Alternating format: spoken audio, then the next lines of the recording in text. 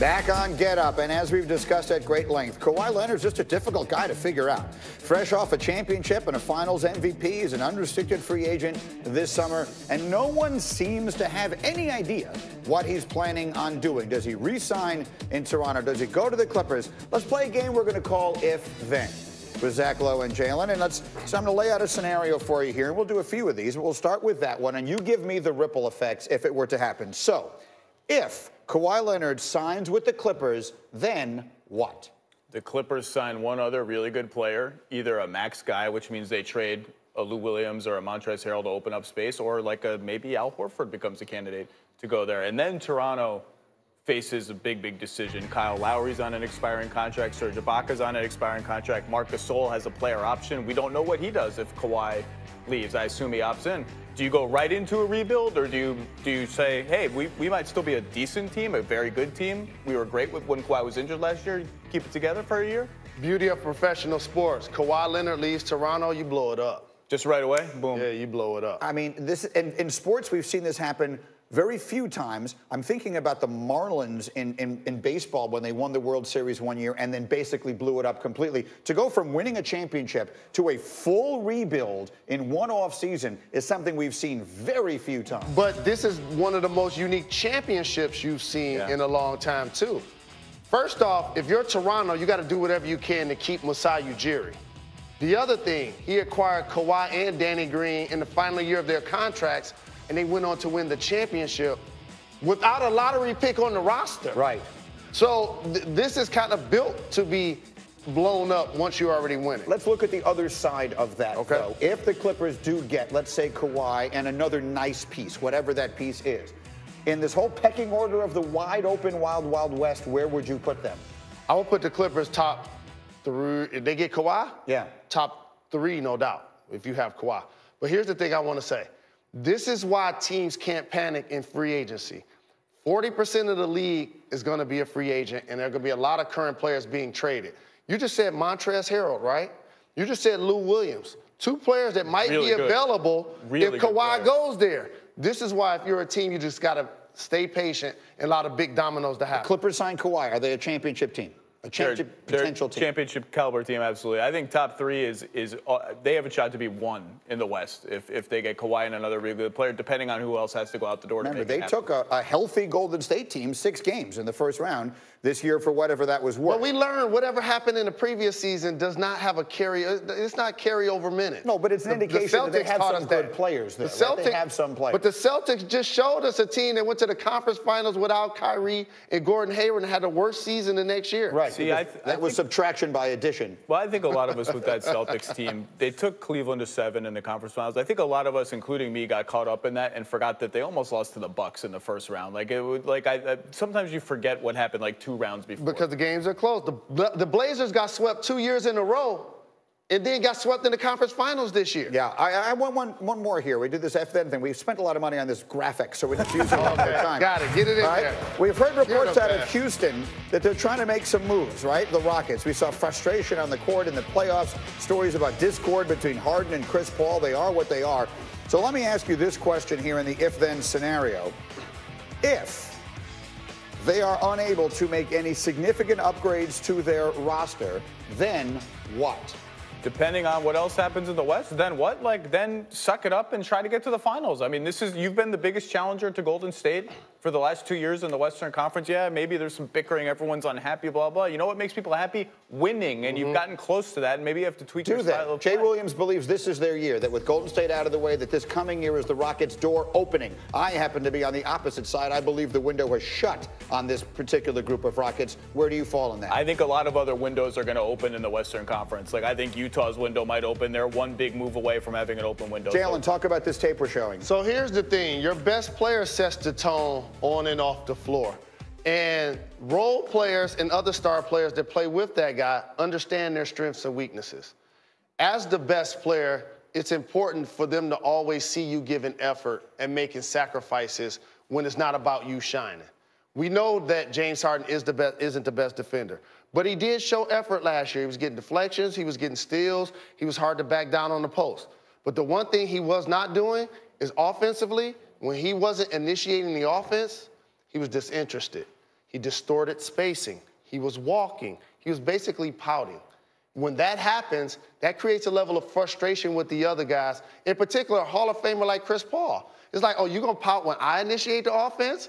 I'm just as good at it, if not better than you. So that will cause a rub that they're going to have to fix. ISO ball is really what we're talking about here, right? And we saw it in Boston, and we saw how bad it looked when they were doing a lot of that in the playoffs this year, and that's basically Houston's entire life.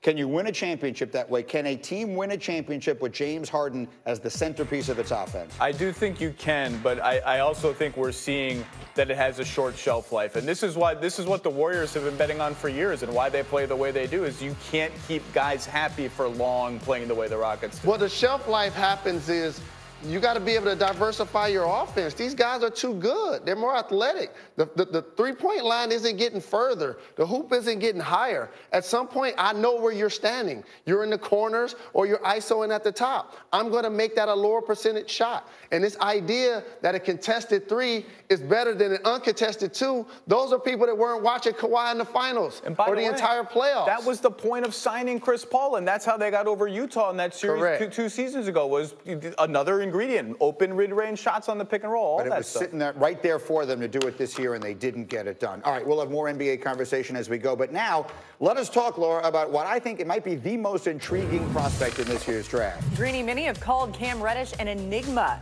He's the third member of Duke's Big Three, currently projected to go 8th to the Hawks in ESPN.com's latest mock draft. Opinion on Reddish has varied greatly throughout the season.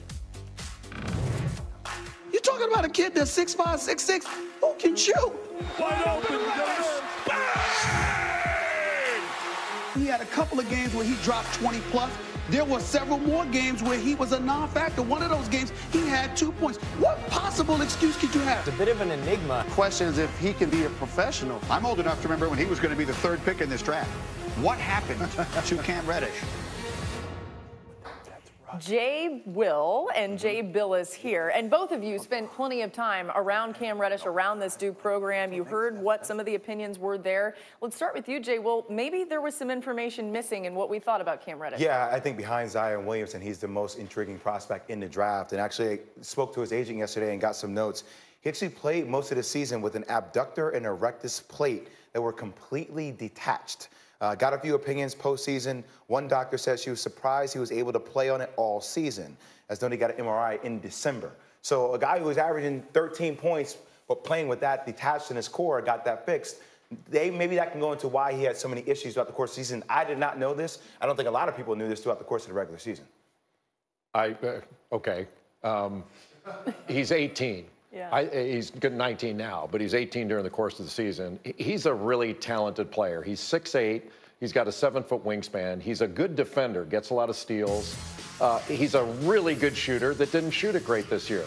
But I think we can overdo this stuff. The things that I'd want to satisfy myself on for him are, he had 2 games this year where he didn't post at all. Yep. He didn't play against Syracuse. Right before the game, he was sick.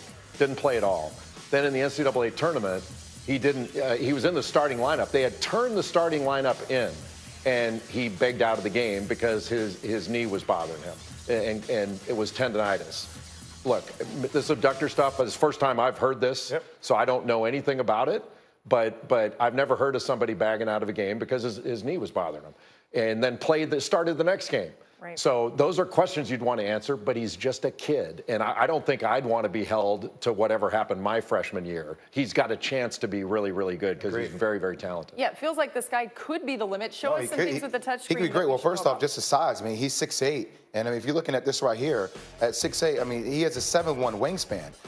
Look at that size right there. I mean, that's over Zion Williamson, who's 6'7", with a 43-inch vertical, and also Jordan Nwora, right, who's 6'8" as well. So that wingspan, he's able to elevate those two because of the wingspan to get this ball. And then in transition, this is where I think he didn't have the chance to play a lot with the ball in his hands due to the fact that the ball is in Trey Jones' hands, Zion Williamson's hands, also R.J. Barrett's hands a lot. But in transition, he was able to do things like this. These are the flashes that you see of Cam Reddish, where you're like, I need you to be this player all the time. Once again, scrapping down low at the bottom of the screen for the rebound. He's going to be able to scrap it out right here. And then in transition, he has range, guys, deep range. You're going to see Terrence Mann, who's here on the court. Terrence Mann is going to drop a little bit low the three-point line, but as he does that, Cam Reddish sees that, and for Terrence Mann, look, Mark Jackson says it all the time, hand down, man down. You see the ball being cradled here by Cam Reddish, going right into a shot, right from his face. That was a big-time game where he hit that big-time winning shot for them as well. And then you're going to see Cam Reddish here at the bottom of the screen.